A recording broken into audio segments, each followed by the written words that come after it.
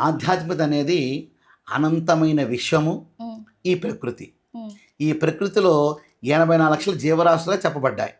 ఆ జీవరాశుల్లో అది తెలివిని, బుద్ధినిచ్చింది మానవుడికి మాత్రమే. హ్మ్. మిగతా జీవరాశులకి చైతన్యము, చలనము, జడత్వము ఉంటాయి. అంటే వాడి చైతన్యం కొంత స్థాయి వరకే ఉంటాయి. వాడికి సంసారం ఉంది, పిల్లలుంది. కానీ జ్ఞానం అనేది వాడికి లభించలా.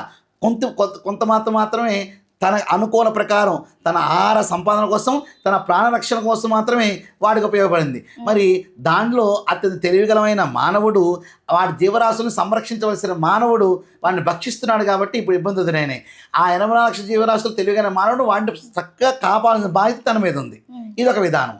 రెండో విధానం, ప్రకృతి పరంగా ప్రకృతి వినాశనం జరగకుండా ప్రకృతి ఆధారంగా వ్యవసాయం చేసుకుంటూ, మరి ప్రకృతి సంరక్షణ చేస్తూ, మరి వృక్షాలను రక్షించుకుంటూ, మరి విధి విధానాలను పాటిస్తూ ఉంటే ఆ యొక్క విధి విధానాన్నే ఆధ్యాత్మికత అంటే ప్రకృతిని సంరక్షించే స్థితిని ఆధ్యాత్మికత, అది దైవత్వానికి ముడిపెట్టారు మన వాళ్ళు. ఎలా ముడిపెట్టారు? పండుగల రూపంలో. ఇవాళ ఒక పండుగ వస్తే గృహంలో అందరం కూడా చక్కగా కూర్చుంటాము, ఇంటిని శుభ్రం చేసుకుంటాము, పూజా గదిని శుభ్రం చేసుకుంటాము, పూజ చేసుకుంటాము. ఆ రోజు పనులు తొందరగా ముగించుకుంటాము, అందరూ కలిసి భోంచేస్తాము. ఆ కలిసి భోంచేసే ఆ చక్కటి స్థితిని చూసిన దాన్ని ఆధ్యాత్మికత. ఈ ఆధ్యాత్మిక పండుగతో ముడిపెట్టి ప్రకృతి ముడిపెట్టారు మన పూర్వీకులు. ఈ మొత్తాన్ని కలిపితే ఆధ్యాత్మికత అని అనవచ్చమ్మా.